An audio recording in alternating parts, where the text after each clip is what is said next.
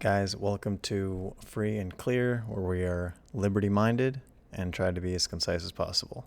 So today, a friend of mine has said, hey, what's your reaction to this? And so we're going to look at it. I'll tell you right now, it's called How Trump's Cult Torched the GOP's Legacy. So probably going to disagree with it. Let's see what happens. But let's get into it. Hey everybody, it's Will Salatan from The Bulwark. Well, summer is winding down and the political conventions are over. But before we move on, I want to show you something really strange about the two conventions. Something that says a lot about the difference between the Democratic Party and the Republican Party. If you've been alive in this country any time before Donald Trump was president, you may have heard the names of the Republican presidential nominees who preceded him: Mitt Romney, John McCain, George W. Bush, Bob Dole, and George H.W. Bush. So, for those of you guys that know, this was made a day ago is when this was uploaded. So it's 26 August 24. And I'm already probably not going to like what comes out of this guy's mouth. He's naming McCain and Romney, which weren't exactly bulwarks of the conservative movement. But let's see what he's got. But if you watched this year's Republican convention, you didn't see any of those men praised by a Republican speaker on the convention stage. McCain was pretty moderate. He wasn't very conservative. Mitt Romney also was about as inspiring as toast. Bob Dole, I mean, people barely remember him, and that was, I mean, you're pushing like 30 years ago, bro. And okay, let's keep going. Trump has been talking about some of these men at his rallies, but only to insult them. In fact, if you wanted to find praise for these former Republican presidents and Republican presidential nominees at a convention this year, you had to watch the Democratic convention. That is totally bizarre. How can that be? The answer is today's Republican Party is a cult. Wait. Hold on. So, not blindly praising previous frontrunners of the Republican Party makes you cult-like. But uniformly, regardless of disagreement, praising Democrat frontrunners, not a cult. Despite the fact, like, Obama was for, or was against same-sex marriage when he first got elected to office, which, you know, was not super exciting to hear about now. But, like, you know, there's a bunch of policies that 30 years ago Democrats wouldn't be okay with today. But I don't know. I feel like the more cult one is the one that, like, does not dissent, generally speaking. But let's go on. It has abandoned its principles and its history to worship one man. The last... All right, so it's an argument. I'm hoping he backs it up. It's a big ask. Let's go. presidential nominee of the Republican Party before it became a cult was Mitt Romney. Oh, gosh. Okay. All right, this is going to be painful. Let's go. He led the Republican ticket in 2012 with his running mate, Paul Ryan. At this year's Republican convention, there were zero mentions of Romney. But Trump has been talking about Romney on the campaign trail. Here's what he said about Romney at a rally in Atlanta. All right. I kind of get the feeling where this is going, but Romney didn't exactly support Trump throughout his years as a senator. And I think he might have even ran as a senator to kind of help oppose Trump and kind of bring back the heart of the Republican Party, quote unquote.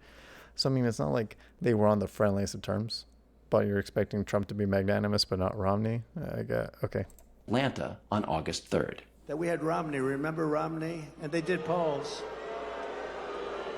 Romney and Paul Ryan, what a combination that was. Whoops. So Paul Ryan was a darling of the right at the time, but because of stuff happened in 2017 that makes it more complicated. But Paul Ryan did fall out of favor in the Republican Party.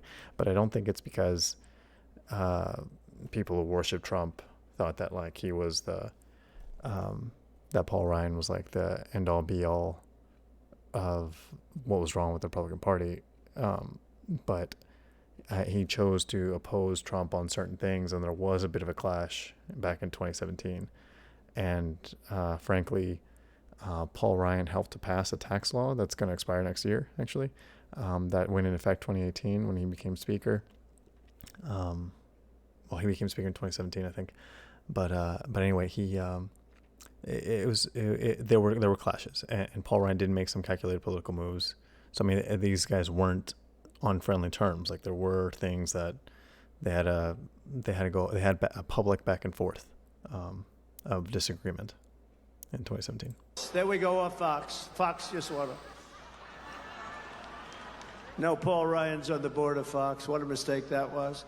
But they had Romney and Paul Ryan. What a team that was. They got clobbered. And then, so, I mean, something to make a point here is that Fox News hasn't exactly been super amazing to Trump. Like during the, now they're supporting the Republican presidential candidate, but during the primaries, like any chance they could, even this last cycle, any chance they could bash Trump, they did. Like, I mean, you're gonna have to be in conservative circles to know that, I guess. But it's true. Like Fox News was not a fan of Trump.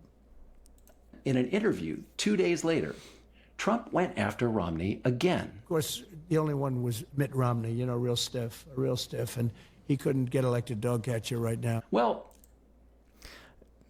so is Trump talking smack talk? Yes.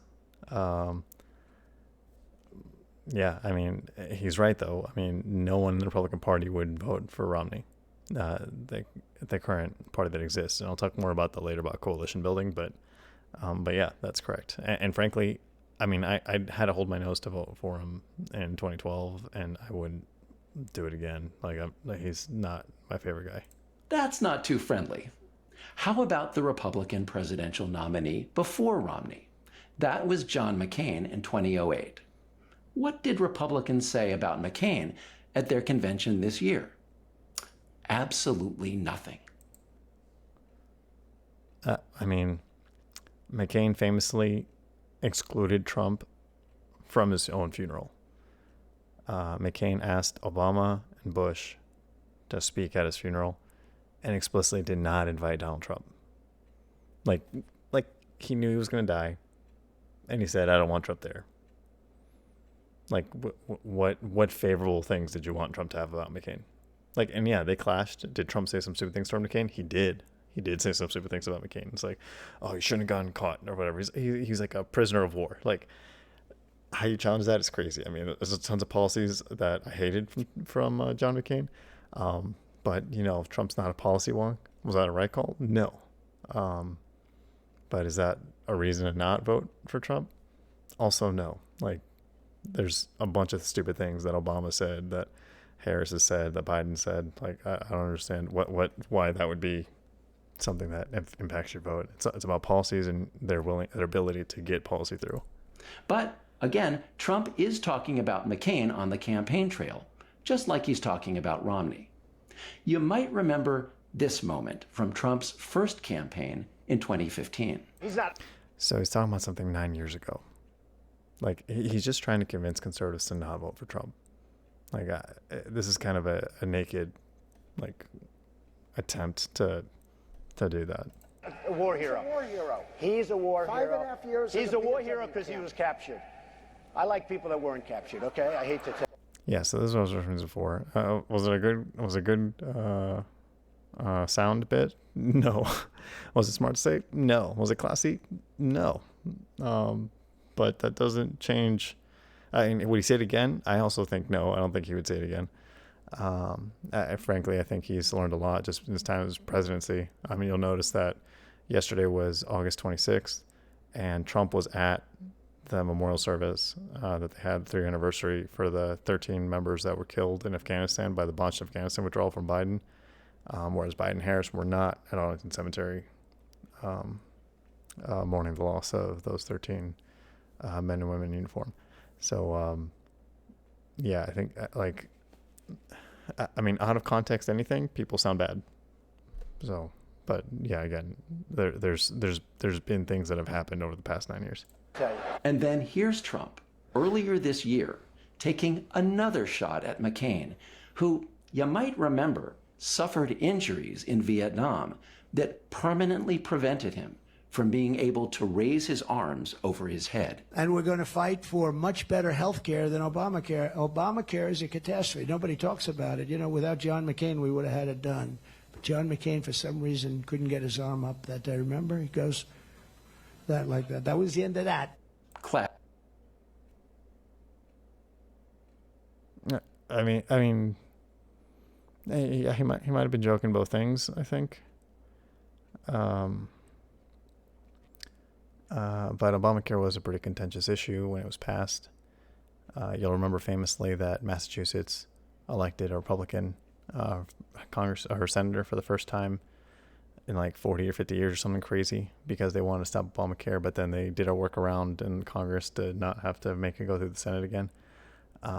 So, yeah, if McCain did something to, I don't recall McCain. It might have been like an initial vote or something that wasn't going to go to law where McCain voted. I have to remember. I mean, this is now we're talking, but keep in mind that was freaking a 12 years ago policy, and I guess this is 2015 that we're talking about. So 3 years after Obamacare was decided in SCOTUS, Supreme Court of the United States, that it was constitutional.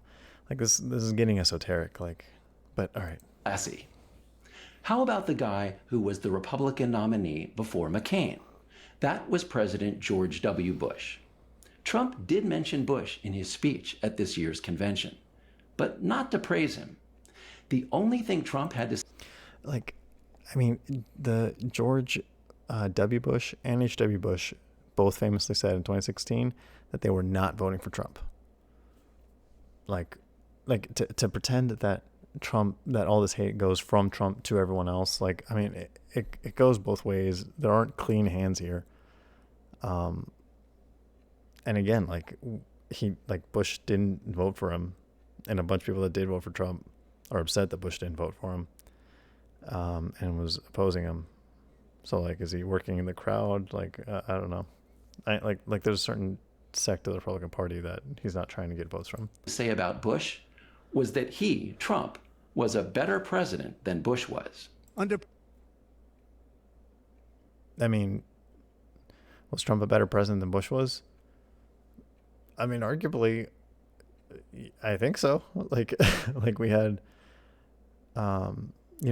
Afghanistan was a war of necessity. Iraq, there's different ways to go about that. The strategy for Afghanistan, I think, was faulty, but, hindsight's 2020. But if we had to do it again, I think we just go in and out and don't stay there for 20 years. But Roe vs. Wade got taken out. Bush passed Medicare Part D, which was a new entitlement.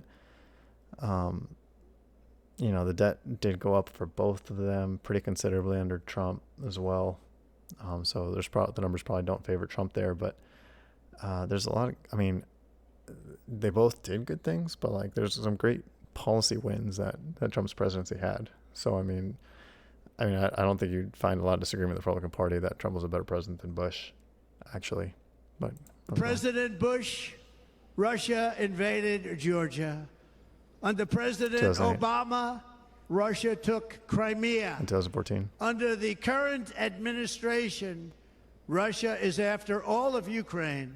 22. Under President Trump, Russia took nothing. By the way, that is true. Don't think for a minute that Trump cares about Ukraine. For him, this whole thing is about ego. What? That's not the argument. Trump is saying that he commanded presence and respect, and because of that, dictator didn't try to invade a country, which he did on the two of the last three presidencies, right? So Obama, Trump, and Biden, like Putin invaded during two of those presidencies, and it wasn't Trump's. So like, it's a pretty stone cold argument for like keeping us out of wars. But all right, let's see what he says. Listen to the way Trump talked about Bush and the other presidents in his debate against Joe Biden a couple of months ago. Russia, they took a lot of land from Bush. They took a lot of land from Obama and Biden. Yep. They took no land, nothing from Trump, nothing. He knew not to do it. Did you hear how he put? That's true. That's a true statement. That's literally what happened. Like, I think Putin was a little afraid of Trump, honestly. If you see videos of them interacting when they handshake and stuff, and like there's a video of Trump like pulling Putin in to kind of establish dominance. Like it looks like an alpha play. I'm not trying to embellish that. You'll if you see it, you see it. But that's a factual statement. I don't understand. Put that. Russia took no land from Trump. It's shorthand for administration while he was running the country. Like, that's not a solid argument. Trump, this isn't about protecting Ukraine. It's about Putin beating Bush. And it's about Trump outperforming Bush. It's certainly not about defeating Putin. Listen to what... Why not? Why is it not about defeating Putin or keeping him at bay? Like, there were other people previously in his party that couldn't stop Putin from doing that. And there's people in the opposing party that couldn't stop Putin from doing that. And he did. Like, I mean, was it all Trump? Was it all his ability to kind of negotiate and keep Putin on his toes? That's up for debate. I'll give you that. But to say that, like, that Trump is, like, in this, egomaniacal, like, void is kind of asinine. Like, that, like, you might not agree with the argument, but it's a legitimate argument that you can contest with. But to say that it's not his real argument, he really cares about his ego. He's not actually making an argument. Like, that's stupid. Trump said about Bush in an interview with Elon Musk 2 weeks ago. I mean, we forced Obama, if you think about it, Obama and Biden, and Bush to a certain extent, in all fairness, forced Russia and China together. That's classic Trump. He's not blaming Putin for Russia's aggression. So maybe it's because I'm in competitive gaming, right? But like, you don't get better by blaming other people. Like, oh, it's Putin's fault that people invaded. You get better by fixing what you can control. And frankly, Trump is trying to control the same position that these other people controlled. And if he's given the option, he's saying that he can do it and he can keep Putin at bay. So let's see how he rolls into this. He's blaming 3 American presidents, including Bush, for antagonizing Putin. Not antagonizing, keeping Putin at bay. Like, especially, I mean, as clear as the Afghanistan withdrawal was, like, the Ukraine invasion happened 6 months later. Like, do you think Putin was kind of like, feeling Biden out to see how he'd respond, and then saw the complete catastrophe that Afghanistan was, and was like, oh, okay, he's not going to do jack. Like, that's a completely plausible argument. Trump feels more sympathy for Putin than he does for Bush. That's not reading into that. I mean, like, yeah, that's just a bad argument. Apart from Trump's dig at Bush in his acceptance speech, there was no mention of Bush at this year's Republican convention. On the stage, not a single Republican politician praised Bush or the Republican presidential nominee before him, Bob Dole, or the nominee. Bob Dole, bro? Like, he lost to Clinton in 94. Like, I mean, I don't know if, let's see, I'm trying to think of the last time. Like, I don't know how many, was anyone praising John Kerry, the 2004 Democrat candidate and the DNC? No, his name wasn't mentioned either. Why the frick would they mention Bob Dole? I think he's dead. Is he dead? Or he's like really, really old if he's not. Like the dude's, yeah, like, this is a very bad argument too. Before that, President George H.W. Bush. There were... H.W. Bush has passed away.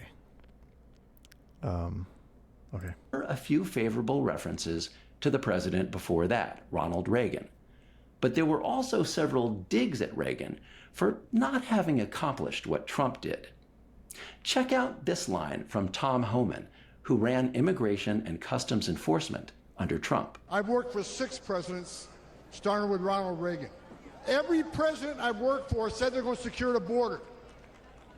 President Trump actually did it. And listen to this That's a valid argument. I mean, Reagan passed 1986. He passed a national amnesty under the understanding that, if we just legalize everyone here, we can start fresh, and then try to be good at keeping the border and keeping legal immigration. And frankly, I don't think that was an experiment that happened, and I don't think Republicans are going to repeat that. But let's see. Video played at the convention in which a veteran compared Trump to Reagan and other presidents. I served under every president from Ronald Reagan when I first enlisted all the way through Joe Biden, and by far Donald Trump was the most respected and best commander-in-chief that we had. Donald Trump is a strong leader. He cared about the troops. He showed in his actions that he put us first. In his acceptance speech, Trump did concede that Reagan was a good president, but he also bragged that he, Trump, would finally build the missile defense system Reagan couldn't get. This is what Trump always says about Reagan. Reagan famously bluffed that we had a missile defense system in '86, and we've been frantically trying to build one over the course of the past 40 years because it's great to have that system. And Trump gets to bring that to fruition. Let's see this clip. He was okay, but he wasn't as good or successful as Trump. For example, here's what Trump said when he was president about drilling for oil in the Arctic National Wildlife Refuge. I also got you Anwar. So he's proving that today's GOP is a cult, as referenced in the DNC and the RNC conventions, based on a clip from his presidency now probably over 4 years ago. Bold strategy. Let's see if it pays out. In Alaska, which may be bigger than everything. And they couldn't get it. Ronald Reagan couldn't get it. No president could get it. And I got it approved. And here's what Trump said in June in his debate with Biden about overturning Roe v. Wade and bringing abortion policy back to the states. I know this isn't going to be good for me. I'm going to get this is going to be upsetting. Everybody wanted it brought back. Ronald Reagan wanted it brought back. He wasn't able to get it. Everybody wanted it brought back, and many presidents had tried to get it back. I was the one to do it. This is why you saw. For 49 years, the pro-life movement has been trying to get rid of Roe v. Wade. He gets rid of Roe v. Wade and states that his predecessors couldn't do it, but that he finally got it done. I mean, there's when you're interviewing for a job, do you talk about the successes of everyone else that you worked with, or do you claim as much success as you can for what your efforts were the result of, or what resulted from your efforts? What is he expecting here? This is a long form job interview, like the election. So what does he want to see? So little praise for Reagan on the stage of the Republican convention. So, okay. He wants more people to praise Reagan. All right. And why you saw no praise for any subsequent Republican presidents or Republican presidential nominees. It's why you didn't even see Trump's own vice president, Mike Pence, at this convention. Pence is a Reagan Republican who on January 6th defended the Constitution against Trump. Pence didn't speak at this convention. He didn't even attend. He knew he didn't belong there. The Republican Party has become a cult. The Pence didn't belong there? I mean, he actively, when he campaigned in the primary, he said Trump isn't fit to be president anymore, and then we got to move on. And he didn't want to be there for a celebration of the guy he didn't want to be elected president. Was he a Reagan Republican? Kinda. I mean, he got kind of protectionist during Trump's presidency, which I'm not a fan of. I'm not a fan of his protectionist policies. But yeah, I don't know what the problem is here. I mean, Pence also said some mean things about Trump and hasn't reconciled, I guess. It worships one man, Donald Trump. It worships one man. I mean, and I don't know. In Obama in 2008, they weren't like worshiping like Obama, I guess. I don't know. It treats him like a god. It treats him like a god. Okay, bold claim again. Let's see the backup. And he's a very jealous god.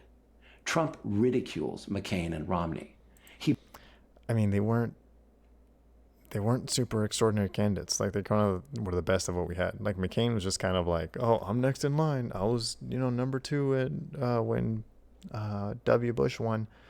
And now it's my turn, and it didn't work out. And Mitt Romney also was kind of milquetoast Republican. Like, I personally don't think he had great solid convictions. I would have preferred Paul Ryan run for president in 2012. I don't think I would like Paul Ryan now, and what he's become is kind of, but I don't know how he's been. I haven't seen him in the political light, and there's nothing to judge against currently, but well, anyway. He blames George W. Bush for failing to protect America on 9/11. Trump views...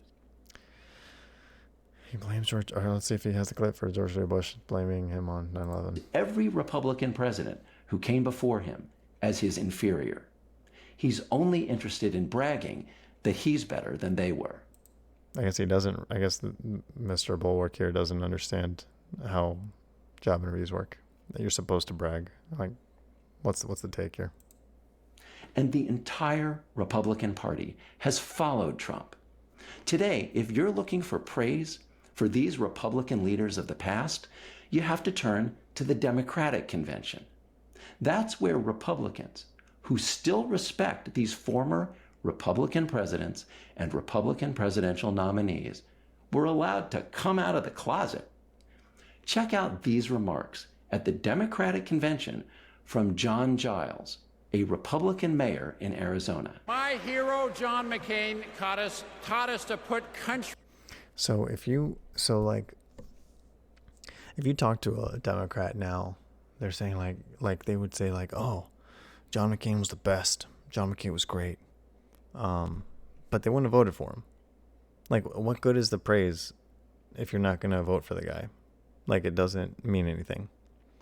And if you say you like John McCain now, that's really just a tell that you're left leaning. Like, you're not. Like, I mean, name a conservative policy that John McCain had. I mean, he had some terrible, terrible policies. I don't know, the McCain-Feingold Act was one. He supported the Dodd-Frank bill. And then there was one more. I don't recall, but not great policies. Country over party. And that's how Vice President Harris and Governor Walz will lead to. So we don't want party politics, but we want to promote the party of the past. Sure. I have an urgent message for the majority of Americans who, like me, are in the political middle. John McCain's Republican Party is gone, and we don't owe a damn thing to what's been left behind. And John McCain's political party didn't exist. I mean, he didn't get voted in as president. Like, he didn't have the party. Frankly, Republicans weren't excited about voting for him. And, Obama had just built a bunch of... He was the first president to run on super PACs, and that actually happened in 2008. So he was outspending McCain hand over fist, like three times as much, 2 or 3 times as much. It was a ton. Because he didn't take money from the government for financing, which had a lot more limitations to it than just raising your own funds. But okay. Here's former Congressman Adam Kinzinger, another Republican speaker at the Democratic Convention. I was just a kid when I was drawn to the party of Ronald Reagan, to his vision of a strong America, the shining city on a hill. I was a Republican for 12 years in Congress, and I still hold on to the label. And it wasn't just Republicans who spoke up for McCain and Reagan at the Democratic Convention. It was Democrats, too. Listen to Ruben Gallego, an Iraq war veteran who's now the Democratic nominee for Senate in Arizona. But politicians like Donald Trump, they don't stand with us. They call patriots like Senator McCain losers. So that quote that this gentleman is saying actually comes from a quote that can't be verified and is largely debunked. I mean, it's he said, she said, but no one present, there's more reasons to not believe that this quote was said, that he called our military men and women winners and losers, especially when we look at like how it, how they act after the fact. Again, Trump attended the memorial for 13 people that lost their lives in Afghanistan. Biden Harris didn't. Make that what you will. John McCain was an American hero. That's true. Show some respect. That quote wasn't even related to John McCain. That's in question that he's quoting from Trump. That was like I think it was like a year after he died or something, and it was referencing something else completely. So like so they're trying to like mash up a quote and his dislike for McCain and trying to make people think that it was related, and it's not. This is blatantly misleading. And here's Leon Panetta, the former Democratic congressman and defense secretary. Listen to President Reagan. President Reagan, isolationism never was and never will be an acceptable response to tyrannical governments. Never. I don't understand what he's referencing when he says that. Trump tells tyrants like Putin they can do whatever the hell they want. Kamala Harris tells tyrants, the hell you can, not on my watch. What? I don't know what reality he's living in. Again, we just established that under Trump's administration, Putin didn't do anything he wanted. In fact, he did whatever he wanted in the Biden, Obama, and Bush presidencies. I'm not sure what's going on here. Or how about these words from Carlos Eduardo Espina, a young man who emigrated to the United States from Latin America. Ronald Reagan, a Republican, once said, "We lead the world because unique among nations, we draw our people, our strength from every country and every corner of the world." Reagan knew that welcoming immigrants is not a Democratic or a Republican value, it is an American value. I mean, like, there's not a distinction between the Republican Party and Democrat Party on immigration, except that Democrats allow more illegal immigration. But they both say that they want more legal immigration. They both say they want the best of the best. And they both want the government to decide, winners and losers in terms of who comes in, who doesn't, and what the arbitrary quotas are. And frankly, if Democrats want to do something about it, they had kind of 4 years to do it, and they haven't. So, yeah, I'm not sure what this guy's take is here. The reason you saw all this praise for Reagan and McCain at the Democratic convention, because it was politically expedient, but I'm sure that's not what he's going to say. I'm sure that they wanted to praise Reagan and McCain because reasons. But it's the same reason that when Obamacare passed in the House with one Republican vote, they were like, oh, it's a bipartisan bill. But he was okay being in the 218th vote, but not the 216th or 17th vote. If that makes sense. Once Obamacare officially passed, he wanted to have his stamp on it saying that, oh, I help support this. But that Republican, didn't actually want to be the deciding vote. And same thing here is that they're using Reagan and McCain strictly to be politically expedient. Anyone who's watched or has been informed for more than just the election cycle knows that that's what's happening. instead of the Republican convention, about welcoming immigrants, rejecting isolationism, putting country before party, and respecting war heroes, regardless of their politics, is that today's Republicans have turned against those values. No, his arguments don't have standing. I mean, he's already shown that he's seeing, maybe he doesn't remember the misleading quote with McCain and the winners and losers or losers and suckers or whatever quote that was being quoted in the DNC there. But yeah, none of these arguments hold any water. And he conveniently leaves out the other side, right? And what does the Bible say? The guy who first presents his argument always appears right until the other person defends themselves. And frankly, this guy's not doing a good job of presenting both sides of the argument. All the people he mentioned that Trump kind of, gave a bunch of smack talk to were people that gave it back. And in Romney's case, like, he could have just not said anything, but he came in, got elected senator, said he was going to push back against Trump, and they're not the closest to people. Like, I don't know what you were expecting exactly. I guess I don't know. They can't talk about Romney standing up for the Constitution or. Wait, when did Romney stand up for the Constitution? He wasn't elected. I mean, he's senator now. He was a governor of Massachusetts before. He was the Republican frontrunner. What are you talking about? McCain standing up for democracy abroad. Or McCain standing up for democracy abroad. Okay, so he's talking about his military service. Sure. Reagan and George W. Bush welcoming immigrants. Reagan and George W. Bush. I mean, again, Republicans wouldn't have repeated what Reagan did with the amnesty because in their eyes it didn't work. And like, I disagree with the immigration policy of both parties here, but frankly, I mean, that's a logical conclusion that as far as what Republicans wanted to come from immigration, that they didn't get it. So anyway. They can't talk about any of that because they no longer believe it. If you still believe in those values, the only place you can go today is the Democratic Party. There it is.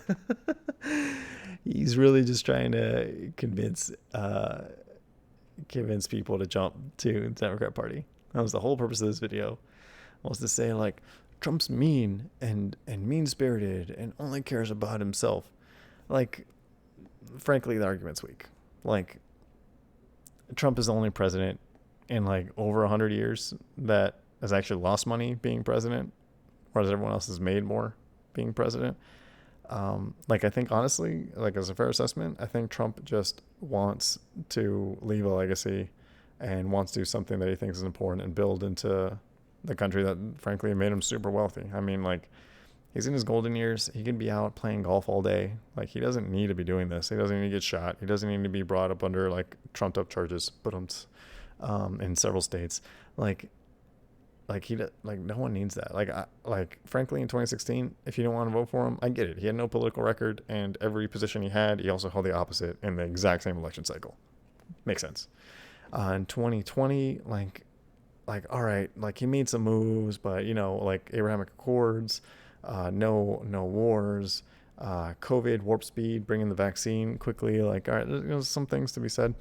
But then when Roe vs. Wade finally, like, came down because of the third justice pick that Trump had during his presidency, I don't know how you can justify being pro-life and say that Trump's not your guy. Like, he literally did the thing we've been wanting for 49 years.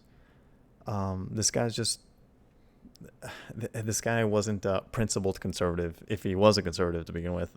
And, you know, we can go into it, economic policy, immigration policy, domestic, foreign, all that jazz. But yeah, this is a hit piece that's not objective at all. I hope I gave you a little more context, but that's my take. I hope that was clear, concise. Generally was free. So thank you guys, and let me know what you think. See you guys.